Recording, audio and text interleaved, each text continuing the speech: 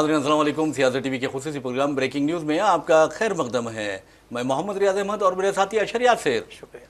बहरहाल नाज़रीन, जहाँ तक ब्रेकिंग न्यूज़ का सवाल है तो आपको बता दें कि वज़ीर आज़म नरेंद्र मोदी उत्तर प्रदेश के दौरे पर जाने वाले हैं और आज मैं समझता हूँ कि वो रवाना भी हो चुके हैं और वहाँ पर जिस तरह के इक़दाम किए जा रहे हैं वो उसकी माजी में नज़ीर नहीं मिलती, यानी मिसाल नहीं मिलती, क्योंकि वहाँ पर अपोजिशन कायदीन को गिरफ्तार किया जा रहा है और कई अपोजिशन कायदीन को घर पर नज़रबंद कर दिया गया है ताकि वो बाहर ना निकलें और वज़ीर आज़म के खिलाफ वोट चोर गद्दी छोड़ के नारे ना लगाएं। वज़ीर आज़म बहुत ज़्यादा परेशान हैं इन नारों से और जब भी ये नारे सुनते हैं वज़ीर आज़म को बहुत ज़्यादा तकलीफ होती है और कहते हैं कि अपोजिशन कायदीन झूठ बोल रहे हैं। बहरहाल झूठा कौन है इस बारे में भी हम आपको बताएंगे, लेकिन जहाँ तक ब्रेकिंग न्यूज़ का सवाल है हैदराबाद आपको लिए चलते हैं। हैदराबाद का इलाका कोकटपल्ली में आपको बता दूं कि स्वैन गेटेड कम्युनिटी है, यानी एक रिहायशी इलाका है। वहाँ पर दो घरेलू खादी मुलाजिमीन ने एक खातून को बांध कर उसका कत्ल कर दिया, यानी उसे छुरी और कैंची से जख्मी करके उसको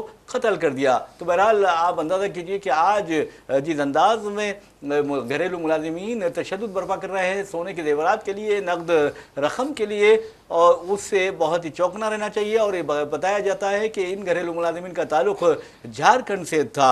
तो बहरहाल ये खबर हैदराबाद से है और हैदराबाद के उन मकीनों को ये खबर याद दिलाती है कि अगर आप अपने घरेलू मुलाजिमीन का इंतखाब करते हैं या उन्हें मुलाजिमतें देते हैं तो सोच समझ कर दीजिए और मुतालिका जो पुलिस स्टेशन है उससे रुजू होकर बाज़ाब्ता उनके बारे में तहक़ीक़ात करें, उनके तस्वीर और उनके जो बारे में जो तफसीलात हैं वो पुलिस में जमा करवाएं, तब कहीं जाकर आप मुलाजिमत पर उन्हें रख सकते हैं। जहाँ तक हैदराबाद के इस वाक़े का सवाल है, जैसा कि मैंने आपको बताया है कि स्वैन गेटेड कम्युनिटी में ये वाक़या पेश आया कोकटपल्ली में, और ये आपको बताना भी ज़रूरी है कि रेनू अग्रवाल इस खातून का नाम बताया गया है और वो अपने शौहर राकेश अग्रवाल और बेटे शुभम अग्रवाल के साथ फ्लैट में रहा करती थी और उसने दो मुलाजिमीन जो झारखंड से ताल्लुक़ रखते हैं, एक रोशन है और दूसरी जो है हर्षा है, रोशन और हर्षा को मुलाजिमत पर रखा था।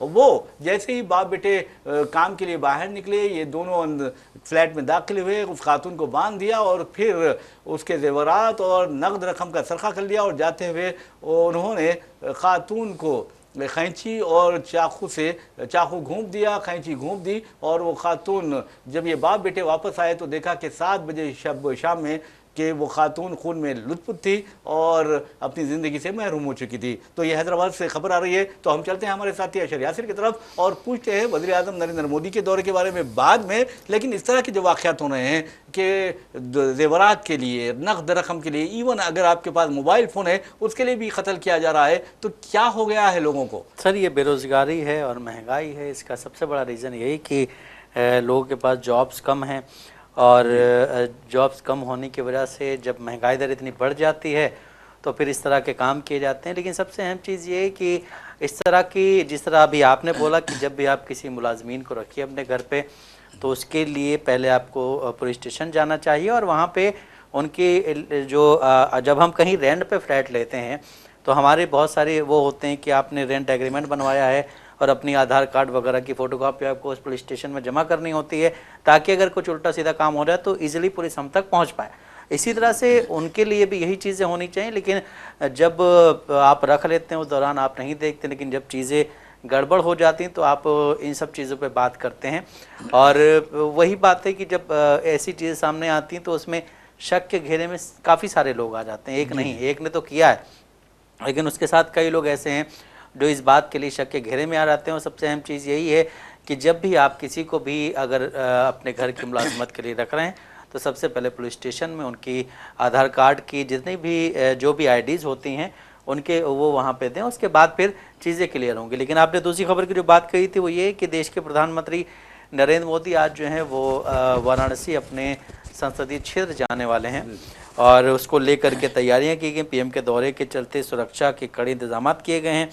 वाराणसी में आज भारत और मॉरिशस के बीच ऐतिहासिक द्विपक्षीय वार्ता ताज होटल में होनी है। जी। इसी बीच पीएम मोदी कार्यक्रम के दौरान प्रदर्शन की संभावना के चलते पुलिस ने उत्तर प्रदेश कांग्रेस अध्यक्ष अजय राय, जो कि उनके खिलाफ चुनाव लड़ रहे थे, उनको जो है हाउस अरेस्ट किया है। पीएम के दौरे के दौरान वोट चोरी को लेकर प्रदर्शन की संभावना के बीच अजय राय समेत कांग्रेस के 100 से ज़्यादा नेताओं और कार्यकर्ताओं को हाउस अरेस्ट किया गया है। साथ ही अजय राय ने हाउस अरेस्ट किए जाने की एक video social media handle x पर पोस्ट की। उन्होंने साथ ही पोस्ट में लिखा है कि पुलिस भेजकर हमें रोकना, कार्यकर्ताओं की आवाज़ दबाना, ये लड़ाई को रोक नहीं पाएगा, ये वोट चोरी को बचा नहीं पाएगा। जिस तरह से हम देख रहे हैं कि कल राहुल गांधी उत्तर प्रदेश गए हुए थे, उत्तर प्रदेश में उनके खिलाफ किस तरह से प्रोटेस्ट हो रहा था, उनका जो जाने का रास्ता था उसको ब्लॉक कर दिया गया था, उस दौरान उनको हाउस अरेस्ट क्यों नहीं किया गया। आज जब देश के प्रधानमंत्री जाने वाले, उससे पहले ही आपने कांग्रेस के कार्यकर्ताओं और जो बड़े लीडर्स हैं, अजय राय जिन्होंने उनके देश के प्रधानमंत्री के खिलाफ चुनाव लड़ा था, उनके जो इल्ज़ामात हैं वो शायद उसका जवाब मांगने जाना चाहते हैं, लेकिन उनको आपने हाउस अरेस्ट कर दिया और साथ ही 100 से 100 लोगों को और हाउस अरेस्ट कर दिया है। तो ये कहाँ का इंसाफ? एक तरह से सर डिक्टेटरशिप आयद की जा रही है हिंदुस्तान में, कि जिस तरह से हम देख रहे हैं कई सारी ऐसी हमारी पड़ोसी कंट्रीज़ हैं जहाँ पे डिक्टेटरशिप जब आई है उसके बाद क्या क्या चीज़ें बदली हैं। हम ये नहीं कह रहे हैं कि हिंदुस्तान में भी ऐसी चीज़ें हों, लेकिन अगर आप इस तरह की चीज़ें लाएंगे, वहाँ पे भी यही चीज़ें हुई थी कि महंगाई बढ़ गई थी, भ्रष्टाचार बढ़ गया था, नौकरियाँ नहीं मिल रही थी, बेरोजगारी दर बहुत ज़्यादा बढ़ गया था, उसके बाद ये चीज़ें सामने आई थी। तो आप अगर अभी नहीं संभले तो फिर आप कब संभलेंगे? बहरहाल नाज़रीन, आपको बता दूं कि जहाँ तक वज़ीर-ए-आज़म के दौरे उत्तर प्रदेश का सवाल है, तो इस सिलसिले में आपको ये बताना ज़रूरी है कि वहाँ पर भी नारे लग रहे हैं, वोट चोर गद्दी छोड़। और मैं समझता हूँ कि वोट चोर जहाँ जहाँ जाएगा उसका पीछा किया जाएगा, उसका ताक़ुब किया जाएगा। और जहाँ तक हमारे वज़ीर-ए-आज़म नरेंद्र मोदी का सवाल है, नरेंद्र मोदी पार्लियामेंट में वाराणसी की नुमाइंदगी करते हैं। और आपको ये भी बताना ज़रूरी है कि खुद बीजेपी कायदीन ने आम इंतखाबात 2024 यानी लोकसभा इंतखाबात 2024 के दौरान ये कहा था कि वज़ीर-ए-आज़म नरेंद्र मोदी हारते हारते बच गए। लेकिन याद रखिए कि जो हारते हारते बच जाएगा वो बचते बचते हार भी जा सकता है।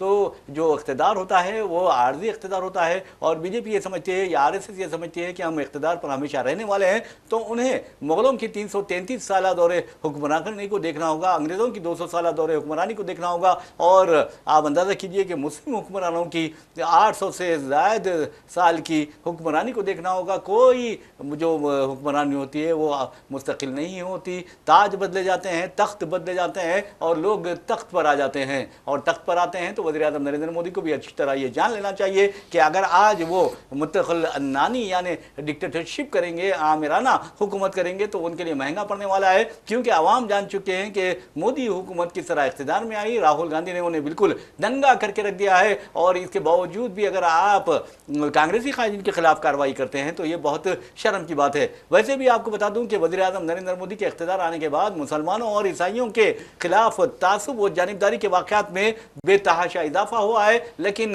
किसी को शर्म नहीं आती। इवन पुलिस जिस अंदाज में कार्रवाई कर रही है, ऐसा लग रहा है कि पुलिस खुद हुकूमत का एक हिस्सा बन गई है, आरएसएस का एक हिस्सा बन गई है। उत्तर प्रदेश में आप देखेंगे कि मिलाद उन नबी के जुलूस के मौके पर नौजवान जब अपने घर वापस हो रहे थे, उनका कसूर ये था कि वो उन्हें जिस रास्ते से जाना था उस रास्ते से नहीं गए, बल्कि दूसरे रास्ते से गए। और फिर उनकी हालत ये कर दी गई कि वो चलने फिरने की भी काबिल नहीं रहे, यहाँ तक कि उन्हें उठबैठ करवाई गई, उनकी तौहीन की गई, उनके परेड करवाई गई और उनके कान पकड़ाए गए और पुलिस वैन में बिठाया गया। कितनी शर्म की बात है। और मुसलमानों के साथ इस तरह का जो तासुब बढ़ता जा रहा है, दलितों के साथ इस तरह का तासुब बढ़ता जा रहा है। और हद तो ये है कि मुजफ्फराबाद के जो आप देखेंगे कि शामली वगैरह में जो फसादात हुए थे उसमें कई मरकजी वज़रा शामिल थे, बीजेपी कायदीन शामिल थे। Even chief minister Yogi Adityanath के खिलाफ जो मुकदमा दर्ज थे वो तमाम के तमाम वापस ले लिए गए। कितनी शर्म की बात है कि ये तो नेशनल शेम है। क्या वज़ीर-ए-आज़म सोचते नहीं है? मैं समझता हूँ। देखिए, सबसे पहले तो आपने जो बताया अभी कि उत्तर प्रदेश के जो चीफ मिनिस्टर हैं उनके खिलाफ भी मुकदमे थे और उन्होंने उनको वापस ले लिया, जिसका अखिलेश यादव ने पहले ही जिक्र किया था कि योगी आदित्यनाथ को पता था कि ऐसा कानून आने वाला है जिसमें सीएम और पीएम की कुर्सी चले जाएगी। तो इस वजह से उन लोगों ने अपने अपने जो मुकदमे थे वो सारे वापस ले लिए। लेकिन जिस तरह से उत्तर प्रदेश का सवाल है, तो उत्तर प्रदेश में इस तरह की घटनाएं रोज़ होती हैं। लेकिन अगर वहीं कोई बीजेपी के लीडर से कोई सवाल कर ले तो सीधा सीधा या तो वो मुगलों पे छोड़ देंगे या फिर वो समाजवादी पार्टी पे चीज़ें छोड़ देते हैं कि उनके राज में ऐसा हुआ। मतलब सबसे बड़ी गंदी चीज़ तो ये है कि अगर आपकी सरकार में रहते हुए कोई ऐसी चीज़ हो जाती है तो आप उस पर शर्मिंदगी नहीं जाहिर करते हैं। आप ये कहते हैं कि इससे पहले जो सरकारें थी उसमें इससे ज़्यादा हुई थी। तो मतलब इसमें और आप में फ़र्क क्या है? और सबसे बड़ी चीज़ ये कि अभी आपने देश के प्रधानमंत्री नरेंद्र मोदी का जिक्र किया था, तो आज ही देश के प्रधानमंत्री नरेंद्र मोदी ने एक बहुत बड़ा ट्वीट किया उन्होंने जो आरएसएस के सर संचालक हैं मोहन भागवत, उनको एक बहुत ही अजीम शख्सियत करार दिया है कि वो एक बहुत ही अजीम शख्सियत हैं और आज उनका बर्थडे है। और ये सब चीज़ें क्यों हो रही हैं हमारे देश की जनता को पता है कि आपको अपनी कुर्सी ज़्यादा प्यारी है और उसी कुर्सी की वजह से आपने सीपी राधाकृष्णन को वाइस प्रेसिडेंट ऑफ इंडिया के लिए नॉमिनेट किया था और वो फिर आपके पास बहुमत होने की वजह से वो जीत भी गए। उनका ताल्लुक किस संघ किस उससे है, ऑर्गेनाइजेशन से है, ये भी सभी को पता है। लेकिन इस तरह से हम बात कर रहे हैं कि आज देश के प्रधानमंत्री नरेंद्र मोदी वाराणसी जाने वाले हैं। वाराणसी में जिस तरह से उनको उनके जाने से पहले कांग्रेस के लोगों को हाउस अरेस्ट किया गया है, ये वाकई योगी सरकार के लिए एक बहुत ही क्या बोलते हैं घिनौनी राजनीति कहेंगे इसे कि आप जब राहुल गांधी वहां जाते हैं उनके खिलाफ लोग प्रोटेस्ट कर रहे हैं रोड पे बैठ के, बीजेपी वाले करते हैं, वही बीजेपी वाले कर रहे हैं, तो उनको आप अरेस्ट नहीं करो। और ये कहा जा रहा है उन प्रोटेस्ट में कि राहुल गांधी को देश के प्रधानमंत्री से माफी मांगनी चाहिए क्योंकि उनकी सभा से किसी ने पीएम मोदी की स्वर्गीय मां को अपशब्द कहे थे। हालांकि वो चीजें जब बाहर आई हैं तो उसमें ये पता चल रहा है कि वो कार्यकर्ता किस पार्टी का था और उसके जो फोटोज वायरल हुई हैं उसमें वो किस पार्टी का गमछा और क्या बोलते स्टॉल और क्या टोपी लगा के घूम रहा है। उन सब चीज़ों पे डिस्कशन नहीं हो रहा है क्योंकि आपने वोट चोरी की है और जो वोटर अधिकार यात्रा निकाली गई थी उसको बड़ा समर्थन बिहार में मिला है। इन सब चीज़ों से ध्यान भटकाने के लिए आपने एक ऐसा काम किया जिससे जो है मतलब कांग्रेस पार्टी को या फिर इंडिया गठबंधन के खिलाफ एक नेगेटिव पॉइंट जाए। लेकिन अभी एक सर और अहम फैसला आया है सुप्रीम कोर्ट का। सुप्रीम कोर्ट में 14 सितंबर को भारत और पाकिस्तान के बीच मैच होने वाले एशिया कप मैच को रद्द करने की मांग करते हुए याचिका दाखिल की गई थी, जिस पे आज सुनवाई हुई। सुनवाई में सुप्रीम कोर्ट ने कहा है कि मैच हो रहा है उसे होने दीजिए, इतनी भी जल्दी क्या है। और बिल्कुल वैसे भी नाज़रीन आपको बता दूं कि पहले तो हम वज़ीर आज़म नरेंद्र मोदी के दौरे उत्तर प्रदेश की बात करते हैं और वो आपको बताते हैं कि किसानों की जब तहरीक शुरू हुई थी वज़ीर आज़म नरेंद्र मोदी ने 3 सियाह बिल जो पेश किए थे, ज़रूरी बिल, उसके खिलाफ किसानों ने ज़बरदस्त एहतजाज किया था और ख़ुद दिल्ली वगैरह में, दिल्ली हरियाणा के बॉर्डर वगैरह पर 720 से ज़ायद किसानों ने यानी उन्हें शहीद किया गया था, उन्हें अमर कर दिया गया था। और आपको ये बता दूँ कि उस वक्त एक मरकज़ी मुमलिकती वज़ीर दाखिला था और उसका बेटा, तो उसके बारे में कहा जाता है कि उसने 1 नहीं 2 नहीं बल्कि 4 किसानों को या 6 किसानों को अपनी गाड़ी तले रोंद दिया था। तो आप अंदाज़ा कीजिए कि आज वो आज़ाद है, तो ये कितनी शर्म की बात है। तो वज़ीर आज़म नरेंद्र मोदी के जो हुकूमत में या बीजेपी हुकूमतों में जो इक़दाम किए जाते हैं वो इंतहाई शर्मनाक होते हैं, इसमें कोई दो राय नहीं है, अवाम अच्छी तरह जानते हैं। आप अंदाज़ा कीजिए कि मणिपुर में जिस तरह के फसादात बर्पा किए गए, जिस तरह ईसाइयों को निशाना बनाया गया, जिस तरह उनके गिरजाघरों को जलाया गया, उनके बेटियों की इस्मत रेजी की गई और इज्तिमाई इस्मत रेजी का उन्हें शिकार बनाया गया, खवातीन को बरहना करके परेड करवाई गई, उनके नज़रों के सामने उनके बाप को, उनके बेटों को, उनके भाइयों को कत्ल किया गया। और आपने देखा कि वज़ीर आज़म नरेंद्र मोदी के मुंह पर एक ताला पड़ गया था। जमहूरियत में ताला नहीं पड़ना चाहिए, बल्कि जमहूरियत में जो जुल्म व जबर का ताला है उसे फौरन खोल कर फेंक देना चाहिए। लेकिन वज़ीर आज़म नरेंद्र मोदी इस कदर खामोश रहे, अपने आप को बहुत ही बड़ा दानिशवर करार देने के वास्ते। लेकिन शर्म की बात है, किसी की बेटी की इज्जत जा रही थी, किसी के बेटे को कत्ल किया जा रहा था, किसी के बाप को रुस्वा किया जा रहा था, खवातीन को बरहना परेड करवाई गई और गिरजाघरों को जलाया गया और वज़ीर आज़म इंतहाई खामोश, बेहिसी का मुजाहरा करते रहे, खामोश रहे। मैं तो कहूंगा कि वो मुजरिमाना खामोशी थी। और लेकिन अफसोस की बात यह है कि 79 डेज के बाद, 79 डेज कोई मामूली बात नहीं है। आप वज़ीर आज़म है, कोई गली के लीडर नहीं है। आपको तो किसी भी इस तरह के वाक़े पर फौरी अपना मुंह खोलना चाहिए था, जबान खोलनी चाहिए थी, लेकिन आपने जबान नहीं खोली। 79 डेज के बाद लोगों ने कहा, शर्म दिलाई, तब कहीं जाकर आपने अपना मुंह खोला। 1 मिनट के लिए वो भी बोला था उन्होंने, 1 मिनट भी नहीं हुआ, 1 मिनट नहीं बोला। बिल्कुल सही आपने कहा, अच्छा है आपने नोट किया। और वो लोकसभा में जब उन्होंने बोला था, सिर्फ 1 मिनट शुरू होने वाली थी, तो उन्होंने आकर के बोला था जी, 1 मिनट भी नहीं बोला था उन्होंने। तो बताता हूं मैं आपको, वज़ीर आज़म को अपनी जिम्मेदारी का एहसास करना चाहिए, क्योंकि बहैसियत सहाफ़ी, बहैसियत एक हिंदुस्तानी शहरी हम उनसे ये मुतालिबा कर सकते हैं,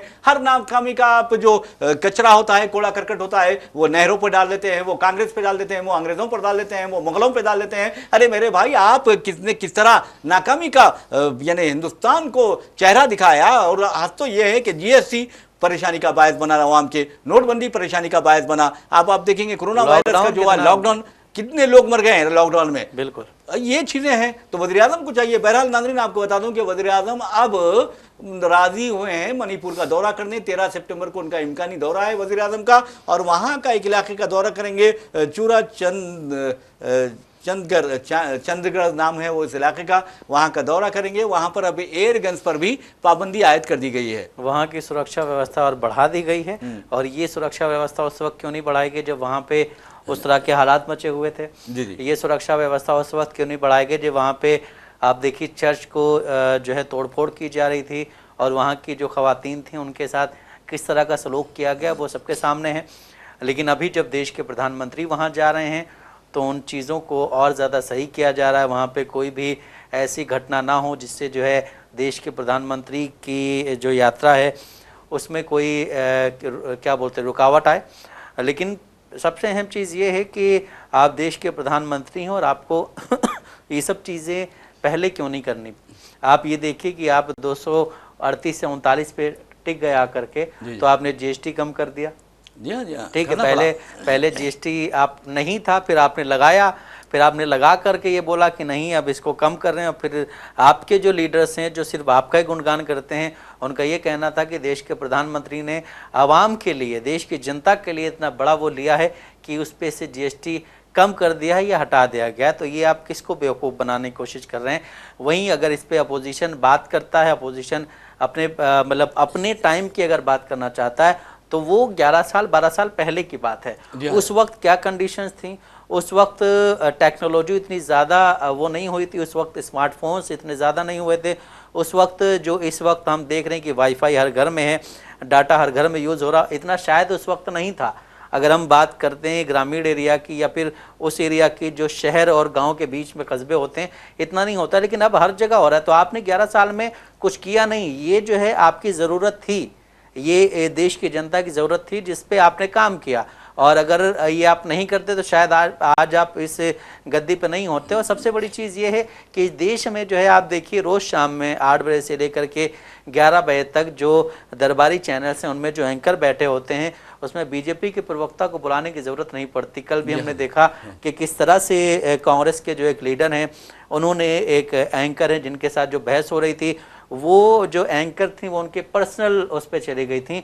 लेकिन इन सब चीज़ों पे आप पर्सनल मत जाइए, आप जो है सिर्फ और सिर्फ पार्टी से रिलेटेड जो चीज़ें उन पे बात कीजिए। लेकिन जब वही कोई महिला एंकर होती हैं और कोई पर्सनल चला जाता है तो फिर महिला कार्ड खेला जाता है वहाँ पे। और ये बहुत गंदी चीज़ है कि आप जो है जितने भी जर्नलिस्ट हैं उन सबको कहीं ना कहीं देश की नज़र में क्या बोलते गिराने की कोशिश कर रही हैं। जी जी। और दूसरी बात, अगर आपको तलवे चाटने का बहुत शौक है तो तलवे चाटिए और बगैर या लोगों को दिखाए बगैर भी आप प्रवक्ता बन जाइए, मतलब सीधे प्रवक्ता बन जाइए। बिल्कुल बन जाइए और बीजेपी में शामिल भी हो सकती हैं। तो इस तरह की जो चीज़ें हैं आप देखिए कि किस तरह तलवे चाटते हैं और किस तरह की खबरों को, एक अजीब व गरीब खबरें रहते हैं, यानी खबरों की कोई अहमियत ही नहीं रहती, उस खबर को ऐसे बनाकर पेश करते हैं जैसे बहुत बड़ी खबर है। और ख़ास तौर पर अगर कोई मुसलमान का जिक्र आता है तो ये कहते हैं ये बड़ी खबर आ गई है, ऐसा हुआ है वैसा हुआ है। जबकि आप देखेंगे कि बीजेपी कायदीन किस तरह पकड़े गए हैं रंगे हाथों अय्याशी करते हुए, उनके खिलाफ आप कोई यानी प्रोग्राम मैं आपको एक कल 2 दिन पहले की एक वीडियो वायरल हुई थी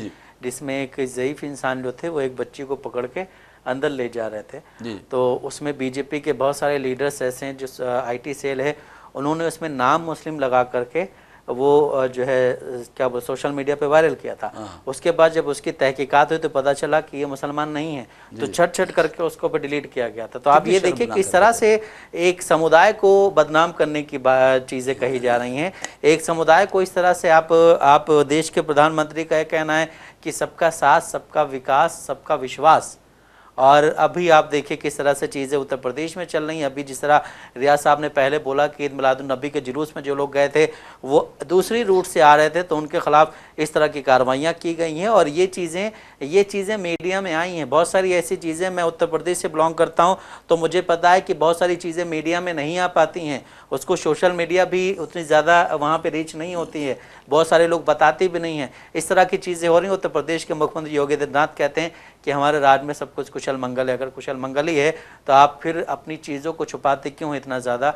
जब भी कोई ऐसी घटना हो जाती है बीजेपी के राज्यों में तो वहाँ पे आप देखिए जो दरबारी चैनल जिनको आप बताते हैं, दरबारी चैनल का कोई भी आप रात 8 बजे से उठा के 11 बजे तक कोई भी चैनल देख लीजिए, किसी पे भी उसके लिए कोई डिबेट नहीं हो रही होती है। अगर आप चलाएंगे भी तो नीचे की थोड़ी सी लाइन में वो चल जाता है कि ऐसा ऐसा हुआ था, स्क्रॉल दे देंगे। बिल्कुल। बहरहाल नाज़रीन, आपको बता दूं कि गोदी मीडिया को अगर पल तलवे चाटना है तो चाट लेना चाहिए, कोई बात नहीं है, क्योंकि अब आप तलवे चाटे बगैर जिंदा रह ही नहीं सकते और तलवे चाटना आपकी मजबूरी है और तलवे चाट के ही आप अपना बैंक बैलेंस बढ़ा सकते हैं, तलवे चाट के ही आप अपनी ज़िंदगी गुजार सकते हैं, वरना आपकी ज़िंदगी बेकार है और ना आप आवाम के हैं बल्कि आप सिर्फ और सिर्फ तलवे चाटने का काम कर रहे हैं, जो जर्नलिज्म से यानी जो एथिक्स ऑफ मीडिया होते हैं, एथिक्स ऑफ जर्नलिज्म है, उसके अगेंस्ट जाता है। जर्नलिज्म पढ़ा कहाँ है? जी हाँ जी हाँ। ये लोग सिर्फ क्रैश कोर्स करके आए हुए हैं। जी हाँ जी हाँ। इन्होंने डिप्लोमा किया। जो आप देखिए, जो लोग, जिन लोगों ने जर्नलिज्म पढ़ा है, जो क्वालिफाइड हैं, उनकी आप जो उनमें भी कुछ मिल जाएंगे, लेकिन बहुत ज़्यादा जो हैं वो यही वाले हैं जिन्होंने डिप्लोमा किया हुआ है या क्रैश कोर्स करके आए हैं कि आपको एक अच्छे चैनल में ऑफर मिल गया, आप वहाँ से जो है चल करके आपने फिर इस तरह के काम शुरू कर दिए तो आपकी फ़ैन फॉलोइंग भी बढ़ गई। और आज का तो ये हाल है कि आपने खुद पैसे दे करके अपने फ़ैन पेज के नाम से पेज बनवाए हुए हैं और उससे आप फिर कमेंट करवाते हैं, उससे आप लाइक करवाते हैं और फिर आपको उससे अर्निंग होती, वही अर्निंग जो है आप उन लोगों को दे देते हैं। लेकिन यहाँ पे एक चीज़ और याद आती है सर, कि जो कतर पे हमला हुआ था, उसका जो है हमारे देश के प्रधानमंत्री ने उसकी मजम्मत की है। जी कि ऐसा नहीं होना चाहिए। मजबूरी है बेचारों की, मजम्मत करते हैं, नहीं होना चाहिए। कभी हमारे वज़ीर-ए-आज़म नरेंद्र मोदी ने इसराइल की मजम्मत नहीं की, जब बल्कि इसराइल के साथ हालिया अरसे के दौरान सिर्फ 3 दिन पहले एक तिजारती माहिदा भी हुआ है और वज़ीर-ए-आज़म को अंदाज़ा नहीं है कि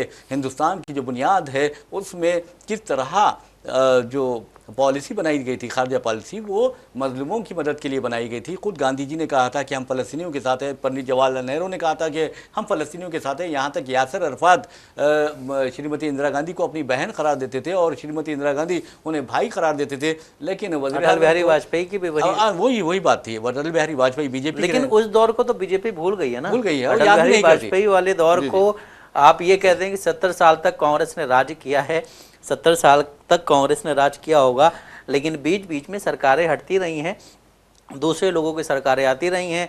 आप जो है बिल्कुल सिरे से खारिज कर देते हैं अटल बिहारी वाजपेयी की जो 5 साल की सरकार थी उसको, जी, अब कि मतलब वो सरकार ही नहीं थी, वो भी कांग्रेस की सरकार थी। अब अंदाजा लगाइए कि तकरीबन 70,000 फ़लस्तीनी शहीद हुए हैं, जिसमें 25,000 से ज़्यादा बच्चे हैं। हमारे वज़ीर-ए-आज़म नरेंद्र मोदी को यानी यूक्रेन के बच्चों की याद आती है, उसकी मजम्मत करते हैं, लेकिन कभी भी उन्होंने इसराइल की दरिंदगी की, इसराइल की दहशतगर्दी की, इसराइल की जो कत्लेआम हो रहा है फ़लस्तीनियों का, इसराइल कर रहा है, उसकी उन्होंने मजम्मत नहीं की है। तो इसका मतलब ये है कि आप मतलबी हैं और आप जानबूझकर इस तरह नहीं करते, और क्यों नहीं करते आप अच्छी तरह जानते हैं। तो बहरहाल नाज़रीन, इंसान को पहले आदमी को इंसान होना चाहिए पहले, तब कहीं जाकर वो आदमी बनता है। तो अच्छा इंसान वही होता है जो जालिम के खिलाफ आवाज़ उठाता है। और एक अहम बात आपको बता दें कि जहाँ तक ख़तर का सवाल है, आप अंदाज़ा कीजिए कि ख़तर ने अब ऐलान कर दिया है कि इसराइल ने जिस तरह ख़तर में हमास के जो कायदीन की मीटिंग के मुकाम पर या हेडक्वार्टर पर, उनके रिहाइशगाहों पर हमले किए हैं, उसके बाद से तो ऐसा लगता है कि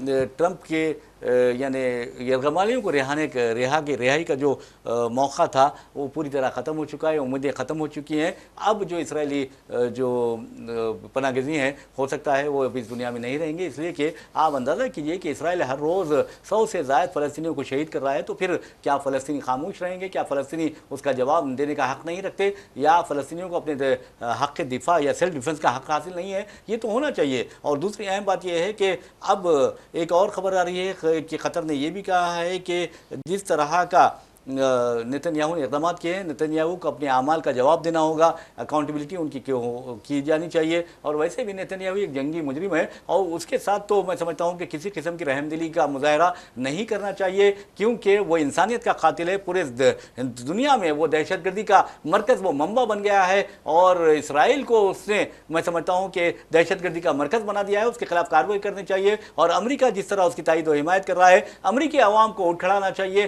ट्रंप के खिलाफ और कहना चाहिए कि तुम दहशतगर्दी को हवा दे रहे हो, इंसानियत को तबाह व बर्बाद कर रहे हो, बेखुसरों को कत्ल कर रहे हो और तुम्हें शर्म आनी चाहिए। बिल्कुल सही। जिस तरह से हमने देखा कि कतर पर जो अटैक हुआ था, उसके बाद अमेरिकी राष्ट्रपति डोनाल्ड ट्रंप ने भी इसकी मजम्मत की थी। हालांकि वो करते नज़र नहीं आते हैं कभी इजराइल की मजम्मत, लेकिन उन्होंने जो है नेतन्याहू की मजम्मत की थी, कहा था कि ऐसा नहीं होना चाहिए। अच्छा, वो क्यों कहा था उसका भी बड़ा रीज़न है कि भाई कतर ने आपको जो है प्लेन दिया था कि आप सफ़र करेंगे, बोइंग दिया था कि आप इससे सफ़र करेंगे। और फिर कल ही एक खबर और आई कि सऊदी अरब के जो सलमान हैं उन्होंने भी इसकी मजम्मत की। उन्होंने कहा है कि इस तरह की कार्रवाई आप किसी देश पे नहीं कर सकते, इसका आपको सख्त अंजाम भुगतना होगा। तो अब ये देखना है कि अंजाम क्या होगा और कब भुगतें हैं, क्योंकि हमने ये भी देखा है कि बहुत सारे ऐसे मुस्लिम ममालिक हैं जिन्होंने सिर्फ धमकियां ही दी हैं। बंदर अभी क्या तक है ये? कोई कुछ नहीं बिगाड़ सकते।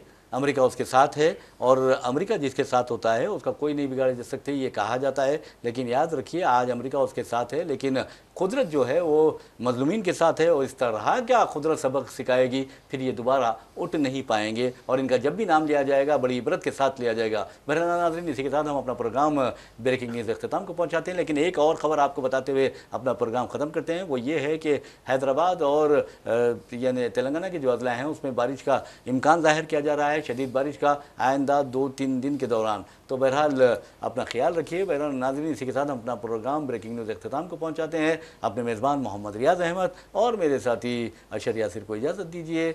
अल्लाह हाफ़िज़।